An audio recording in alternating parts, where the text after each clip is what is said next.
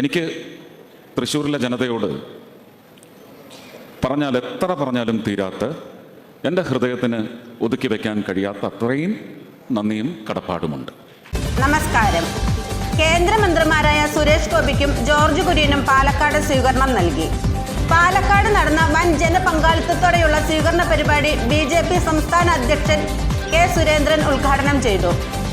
പാലക്കാട് ജില്ലാ president Shri KM Haridas അധ്യക്ഷത വഹിച്ചു. മുൻ കേന്ദ്രമന്ത്രി V മുരളീധരൻ, മുൻ മിസോറം ഗവർണർ കുമ്മനം രാജശേഖരൻ, ദേശീയ നിർവാഹക സമിതി അംഗം PK കൃഷ്ണദാസ്, സംസ്ഥാന ജനറൽ സെക്രട്ടറി C കൃഷ്ണകുമാർ, സംസ്ഥാന വൈസ് പ്രസിഡന്റുമാരായ AN രാധാകൃഷ്ണൻ, P രഘുനാഥ്, ശോഭ സുരേന്ദ്രൻ തുടങ്ങിയ നേതാക്കന്മാർ ആശംസകൾ അറിയിച്ചു.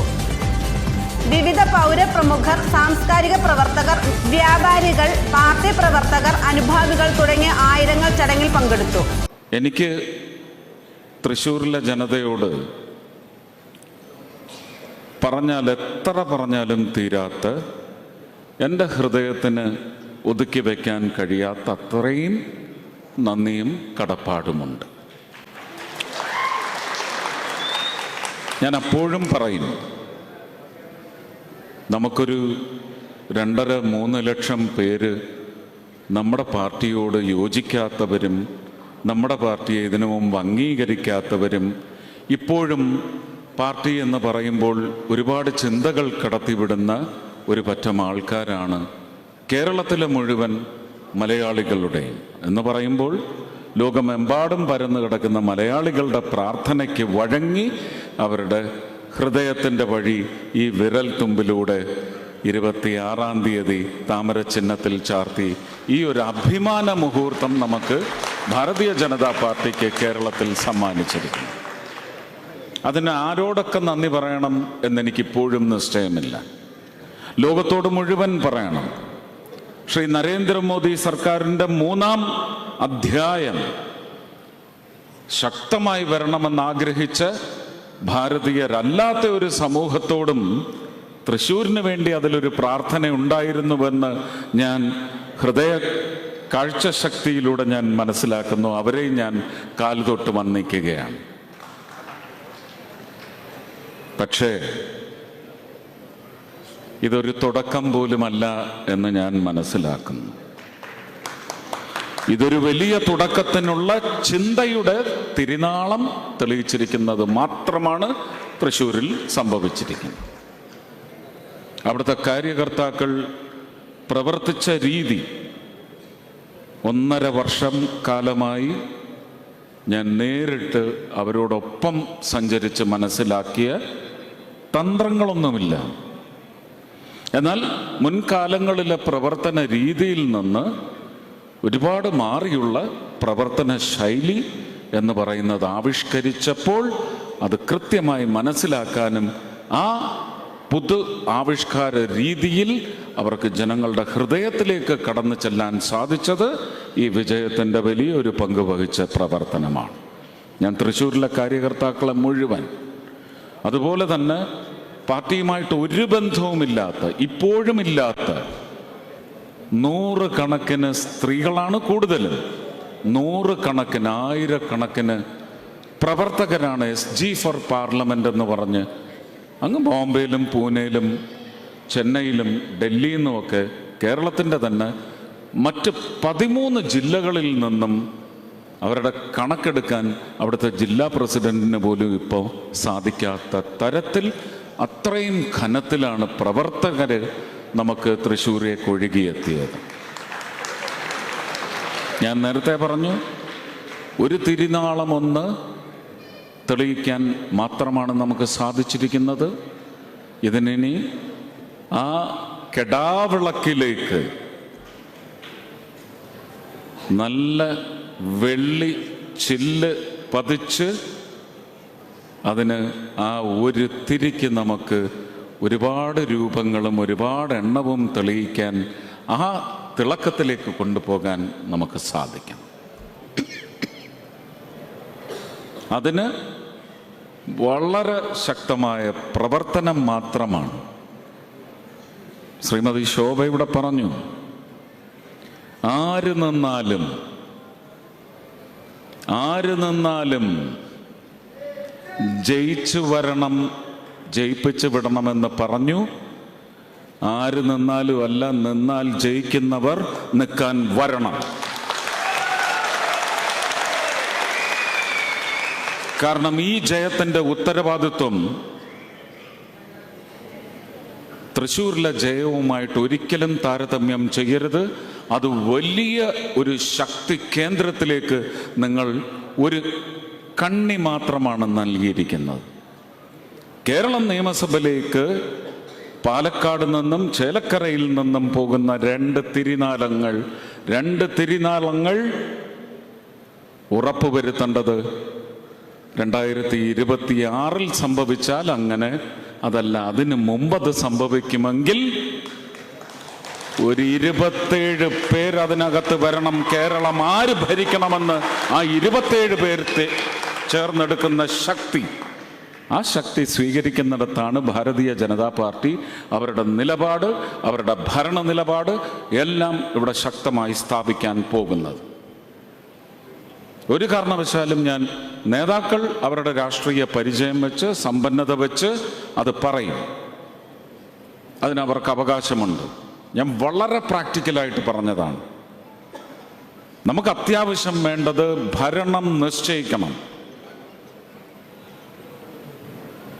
ഭരണത്തിൽ സ്വാധീനം ചെലുത്തുക. പ്രീണനം നശിപ്പിക്കപ്പെടേണ്ട ഒരു പ്രവർത്തനമാണ്, ചിന്താഗതിയാണ്. അതും നിശ്ചയിക്കാൻ ഈ 27 പേർക്ക് സാധിക്കണം. 21 തിരക്കേടൊന്നുമില്ല കേട്ടോ. ഞാൻ ഈ കണക്കൊക്കെ വളരെ വ്യക്തമായിട്ട് പറയുന്നതാണ്.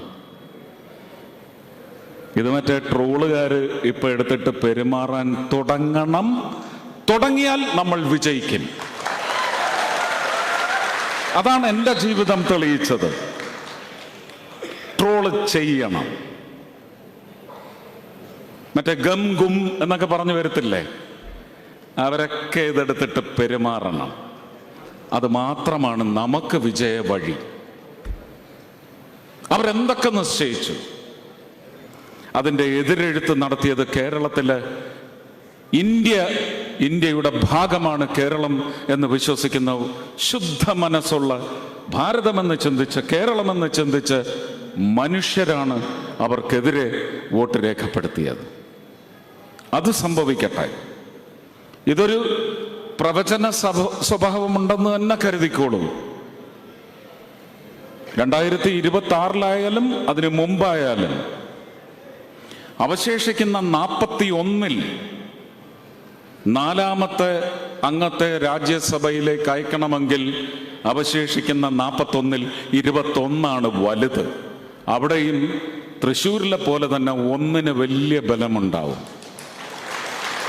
ആ 1 തുടക്കം കുറിക്കേണ്ടത് ഈ ഉപതെരഞ്ഞെടുപ്പിലാണ്. കൃത്യമായി ഇങ്ങനെയുള്ള തൃശ്ശൂർ എനിക്കിഷ്ടമാണ്, തൃശ്ശൂർ എനിക്ക് വേണം, ഈ തൃശ്ശൂർ നിങ്ങൾ എനിക്ക് തരണം എന്നിട്ടേ ഞാൻ പറഞ്ഞുള്ളൂ ഈ തൃശ്ശൂർ ഞാൻ ഇങ്ങെടുക്കുക. പക്ഷെ പാലക്കാട് നിന്ന് എനിക്കത് മാറ്റി പറയേണ്ടി വരും. നിങ്ങൾ എനിക്ക് പാലക്കാട് തന്നോളൂ, ഈ കേരളം ഞങ്ങൾ ഇങ്ങെടുക്കും.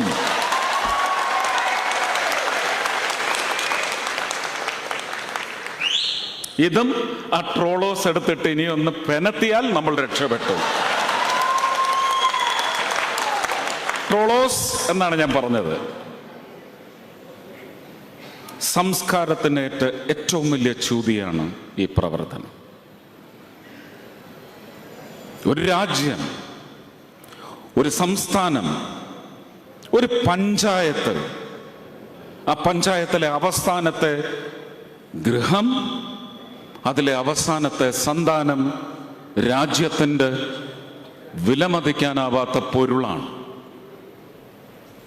ആ പൊരുളിന് ഈശ്വരനാൽ ഒരുക്കപ്പെട്ടിട്ടുള്ള സാധ്യതകൾക്ക് മങ്ങലേൽപ്പിക്കുന്ന, ആ സാധ്യതയിൽ എത്താതിരിക്കാനുള്ള, ഇംഗ്ലീഷിൽ അതിന് ഡിഫ്ലക്റ്റ് ചെയ്യുക എന്നാണ് പറയുന്നത്. ആ ഡിഫ്ലക്ഷൻ മാത്രമാണ് ഇത്തരം ഒരച്ചു നോക്കലിലോ തുരന്നു നോക്കലിലോ സംഭവിക്കുന്നതെന്ന് നിങ്ങൾ മനസ്സിലാക്കിക്കോളും.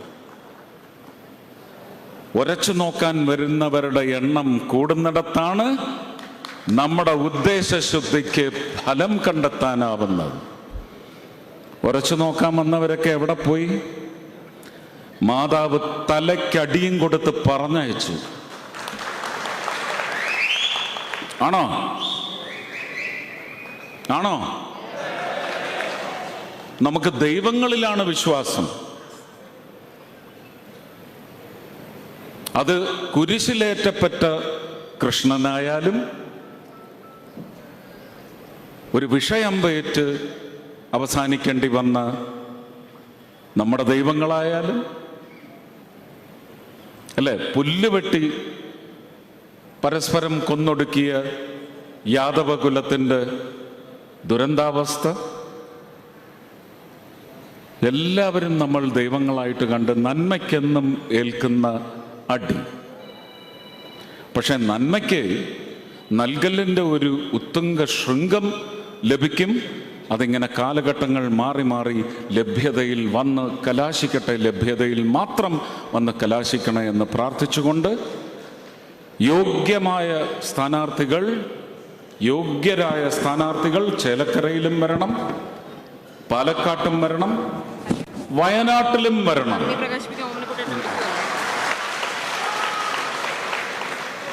ഇതൊന്നും ഇനി നമുക്ക് അഗ്നിപരീക്ഷയാണ്, നമുക്ക് ലിറ്റ്മസ് ടെസ്റ്റാണ്, ആസിഡ് ടെസ്റ്റാണ് എന്ന് പറയണ്ട. ഞങ്ങളെ ചവിട്ടിത്താഴ്ത്താൻ ശ്രമിച്ചവർക്ക് അതൊക്കെയാണ് അഗ്നിപരീക്ഷയാണ്, നിങ്ങളെ ദഹിപ്പിക്കാൻ പോകുന്ന അഗ്നിപരീക്ഷയാണ്. ഞങ്ങൾ ഉയിർപ്പിൻ്റെ കാലഘട്ടത്തിലാണ്. കർത്താവ് ഈശോയുടെ ഉയിർപ്പ് പോലെയാണ് നമ്മുടെ ഇന്നത്തെ ഒരു റൈസിങ്. അത് വളരെ ആദരവോടെ ഈ മുഹൂർത്തം, നിങ്ങൾ ഈ വിജയമുഹൂർത്തമല്ല, ഈ അനുഗ്രഹ മുഹൂർത്തം നിങ്ങളുടെ ഹൃദയത്തിൽ ഫ്രെയിം ചെയ്തു വെച്ച് പൂജിച്ചാൽ ഈ വഴിയെ നമ്മൾ വിചാരിക്കാത്ത, നമ്മൾ കാണാത്ത സ്വപ്ന മേഖലകളിലേക്ക് നമ്മൾ വിജയ വെന്നിക്കൊടി പാറിച്ചുകൊണ്ടെത്തും. ഉറപ്പാണ്. പാലക്കാട് അങ്ങനെ ഒരു അനുഗ്രഹം നേടിയ വ്യക്തി നിങ്ങളുടെ മുന്നിൽ സമ്മതിദാനാവകാശത്തിന് വരുമ്പോൾ ഞാനും ഒപ്പമുണ്ടാവും, വിജയം ആഘോഷിക്കാനും ഒപ്പമുണ്ടാവും, ചേലക്കരയിലുമുണ്ടാവും, വയനാട്ടിലുമുണ്ടാവും.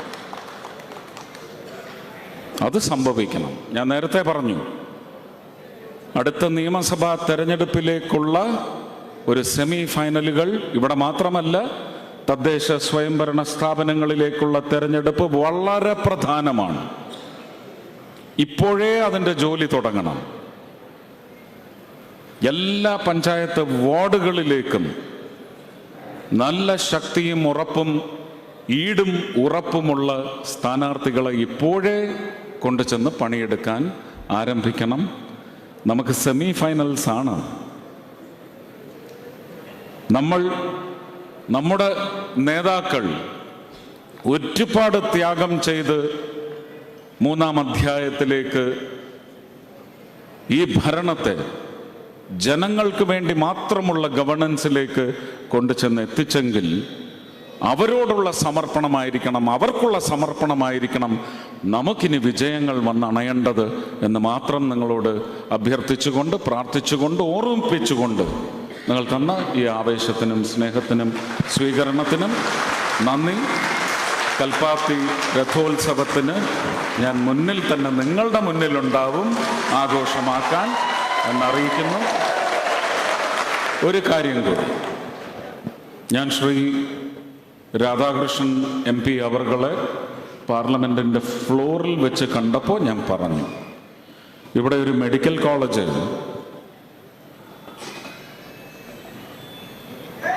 പട്ടികജാതിക്കാർക്ക് വേണ്ടി സ്ഥാപിച്ചിട്ടുണ്ട്. അതിൻ്റെ അവസ്ഥ എന്താണെന്ന് നിങ്ങൾ ഇപ്പം അറിയില്ലെങ്കിൽ ഇന്ന് മുതൽ വളരെ ആഴത്തിലൊന്ന് അറിയാനുള്ള ശ്രമം നടത്തണം. കരുവന്നൂർ പോലെ നമ്മുടെ വിജയത്തിലേക്കുള്ള ഈ വിഷയത്തിലുള്ള ഇടപെടൽ എന്ന് പറയുന്നത് നമ്മുടെ വിജയത്തിൻ്റെ വഴിയായിരിക്കും. അവിടേക്ക് കേരള സർക്കാർ ചെയ്തില്ലെങ്കിൽ ഉറപ്പായിട്ടും അതിന് വേണ്ടുന്ന എല്ലാ കാര്യങ്ങളും അവിടുത്തെ മെഡിസിന് പഠിക്കുന്ന കുട്ടികൾക്ക് വേണ്ടി ചെയ്യാനുള്ള ഏർപ്പാട് ഞാൻ ആക്കിയിട്ടുണ്ട്. അതിനെൻ്റെ പെട്രോളിയം കമ്പനികൾ തയ്യാറായി നിൽക്കുകയാണ്. പക്ഷേ ഞാൻ കുറച്ചു കാലമായിട്ട് കാണുന്ന ഒരു പ്രവണത, ഞാൻ ആരെങ്കിലും ഒന്ന് കെട്ടിപ്പിടിച്ച് 4 ലക്ഷം രൂപയ്ക്ക് ഒരു വീട് വെച്ച് തരാമെന്ന് പറഞ്ഞാൽ മതി, ചെയ്യണ്ട. അപ്പോഴേക്കും മന്ത്രിമാരെല്ലാം ഓടി അവിടെ എത്തും, ഞങ്ങൾ ചെയ്തോളാം.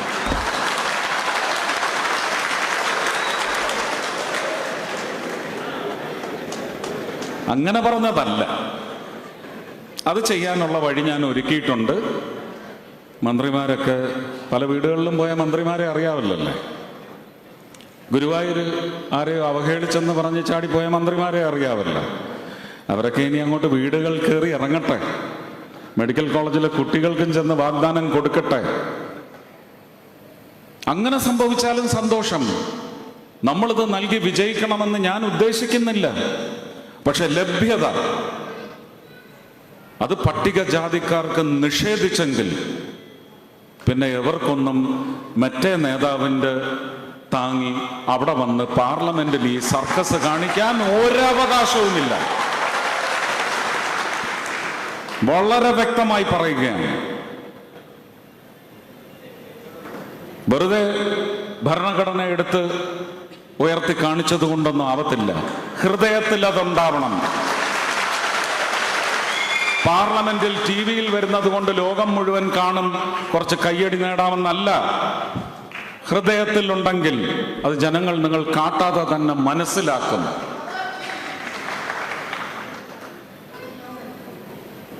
ഇത്രയൊക്കെ കൊടുത്താൽ പോരെ? പോരെ?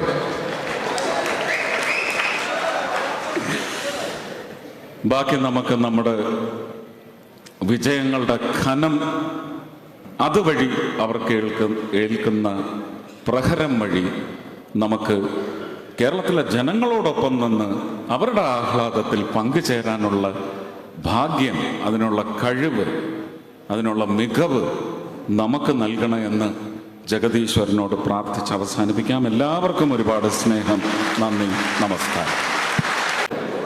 ബഹുമാന്യനായ സംസ്ഥാന പ്രസിഡന്റ് ശ്രീ കെ സുരേന്ദ്രൻ,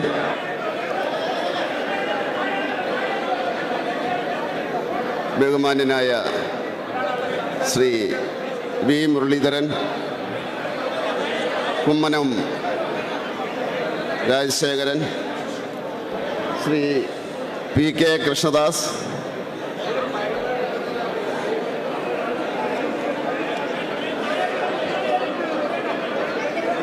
ശോഭ സുരേന്ദ്രൻ,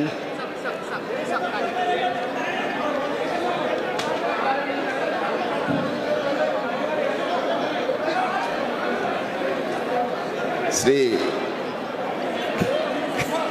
കൃഷ്ണദാസ്,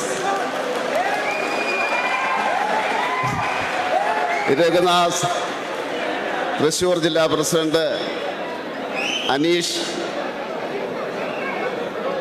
ബഹുമാന്യരായ നേതാക്കളെ,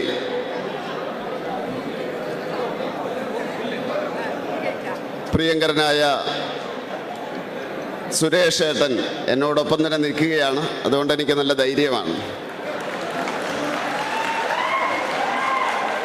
ആദ്യമായി ഈ സ്വീകരണം നൽകിയതിന് ഞാൻ നന്ദി രേഖപ്പെടുത്തുകയാണ്. എൻ്റെ ഓർമ്മകൾ 1999 ഡിസംബർ മാസത്തിലേക്ക് പോയി. രാജേട്ടന് നിങ്ങൾ നൽകിയ സ്വീകരണത്തിൽ രാജേട്ടനോടൊപ്പം ഒരു നിഴലായി ഞാനുണ്ടായിരുന്നു. അവിടെ നിന്നാണ് ഞാനിത് ഈ ഭരണത്തിൻ്റെ സംവിധാനത്തെ പറ്റി പഠിച്ചത്. ഗുരുവിനെ വന്ദിക്കുന്നു.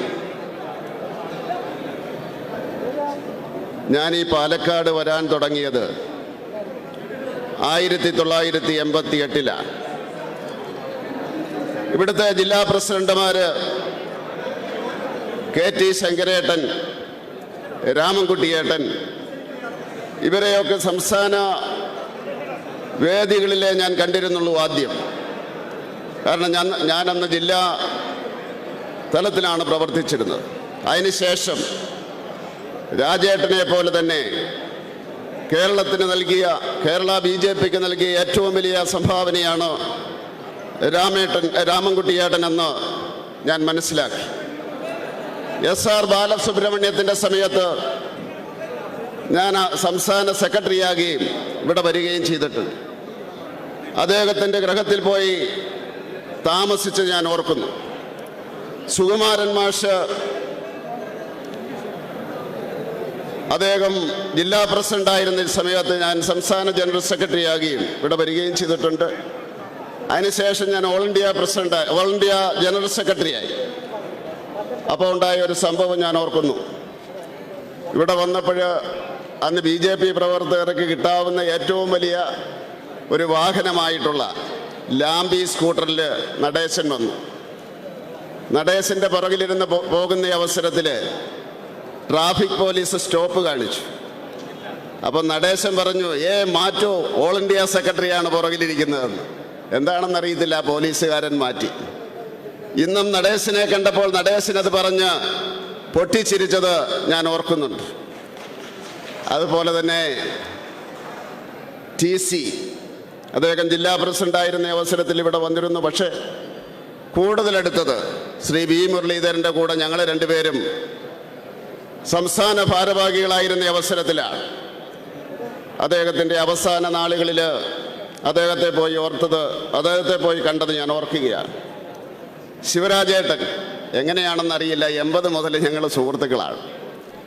1980 മുതൽ അദ്ദേഹം എന്നെ കാണുമ്പോൾ പൊട്ടിച്ചിരിക്കുകയും കെട്ടിപ്പിടിക്കുകയും ഒക്കെ ചെയ്യുന്ന ഒരാളാണ്. ഇപ്പോഴും അദ്ദേഹം ഇവിടെ ഇരിപ്പുണ്ട്.